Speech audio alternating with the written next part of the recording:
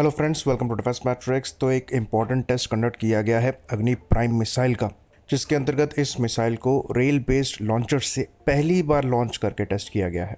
तो पहली बार इस तरीके का टेस्ट इंडिया में कंडक्ट किया गया है जिसके अंतर्गत एक रेल बेस्ड लॉन्चर से मिसाइल लॉन्च हुई हो। मिसाइल अग्नि प्राइम है, जैसा कि हम जानते हैं 2000 किलोमीटर की इसकी मैक्सिमम रेंज है और ये एक 3 स्टेज की मिसाइल है। मार वॉरहेड को कैरी करने में सक्षम है और करीबन 1500 से 3000 किलोग्राम का वॉरहेड ये कैरी कर सकती है। यहाँ पर खास बात यह है कि 11000 किलोग्राम की ये मिसाइल रेल लॉन्चर से कैरी करी जा रही है, फिर इसको इरेक्ट करके फायर किया जाना है। तो ये एक इम्पॉर्टेंट कैपेबिलिटी है।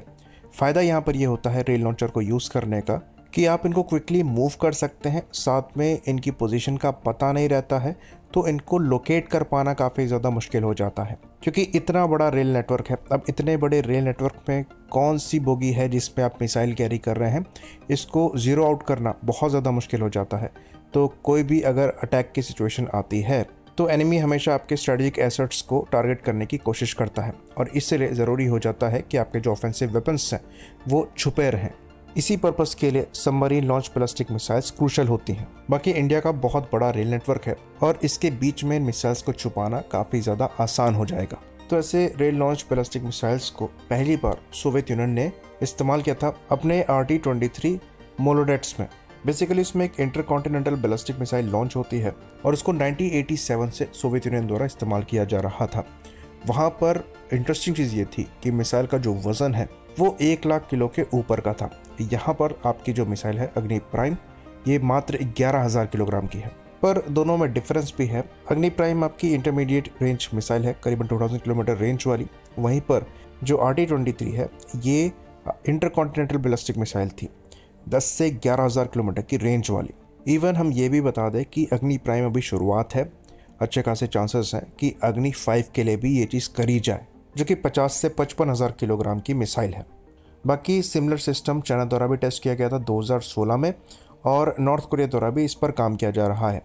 तो दुनिया में बहुत ज़्यादा कंट्रीज़ ऐसी नहीं हैं जो कि ऐसे सिस्टम्स को यूज़ करती हैं।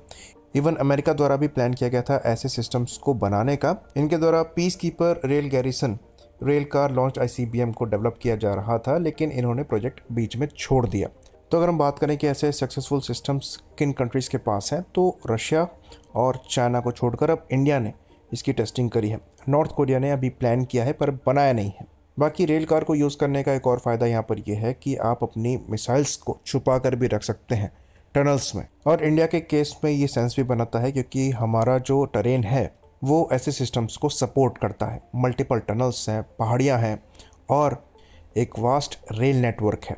वहीं पर अमेरिका जैसी कंट्री के केस में ये उतना सेंस नहीं बनाता है क्योंकि रेल नेटवर्क काफ़ी लिमिटेड है। तो ये जो टेस्ट अग्नि प्राइम के साथ किया गया है ये शुरुआत है। हमारी जितनी भी एक्टिव बैलिस्टिक मिसाइल्स हैं उनके लिए रेल कार लॉन्चर्स को बनाया जाएगा, जो कि हमें फ्यूचर में ऑपरेशनल फ्लेक्सिबिलिटी प्रोवाइड कराएगा। बाकी अग्नि प्राइम के साथ खास बात यह है कि ये मिर वॉरहेड को कैरी करती है, तो ये स्ट्रेटेजिक टारगेट्स को हिट करने में सक्षम है। तो कल को अगर पाकिस्तान के साथ वॉर सिनेरियोस दोबारा आते हैं और इन मिसाइल्स को उनके अगेंस्ट में प्लेस करना पड़ जाए तो यहाँ पर ये क्रूशल रोल प्ले कर सकते हैं। क्योंकि ऑपरेशन सिंदूर में हमने देखा था कि कैसे चाइना द्वारा रियल टाइम इन्फो पाकिस्तान को प्रोवाइड किया जा रहा था और उनको ये पता लग रहा था कि कहाँ से स्ट्राइक होने वाली है और कहाँ पर हो सकती है। इवन जब उन्होंने सीज फायर की रिक्वेस्ट करी तो उनको पता था कि हम क्या स्ट्राइक करने वाले हैं और उन्होंने उसके लिए मना किया था। तो बहुत ज़रूरी हो जाता है कि हमारे जो स्ट्रेटजिक वेपन्स हैं उनको हम सैटेलाइट से छुपा कर रखें और इस काम में जो रेल लॉन्चर्स हैं ये हमारी मदद कर सकते हैं, क्योंकि आप इनको देखकर भी नहीं बता सकते कि किस बोगी में मिसाइल कैरी हो रही है। तो सैटेलाइट इमेजेस से इनको आइडेंटिफाई कर पाना और भी ज़्यादा मुश्किल हो जाता है। इसलिए ये जो लॉन्च है क्रूशल है। ये एक सक्सेसफुल लॉन्च था और सारे ऑब्जेक्टिव्स यहाँ पर मीट हुए हैं। बाकी ये हमारी जो दूसरी बड़ी मिसाइल्स है उनके लिए एक टेक्नोलॉजी डेमोन्स्ट्रेटर का भी काम करेगा, जिनके लिए सिमिलर सिस्टम्स को बनाया जा रहा है। बाकी कुछ यहाँ पर कंसर्न्स भी हैं, हर चीज़ पॉजिटिव नहीं है, जिनको एड्रेस करना ज़रूरी है।